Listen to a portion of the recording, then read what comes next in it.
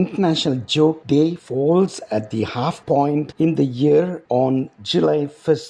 The day encourages laughter. What a better way to start the second half of the year than by chuckling and with a smile. சர்வதேச நகைச்சுவை தினம். சர்வதேச நகைச்சுவை தினம் ஆண்டின் நடுப்பகுதியில் வரும் ஜூலை 1ஆம் தேதி அன்று வருகிறது. இந்த நாள் சிரிப்பை ஊக்குவிக்கிறது. ஆண்டின் இரண்டாம் பாதியை ஒரு புன்னகையுடன் குதூகலத்துடன் தொடங்குவதை விட சிறந்த வழி வேறு என்ன இருக்க முடியும்? The laughter produced by a good joke is a universal human experience.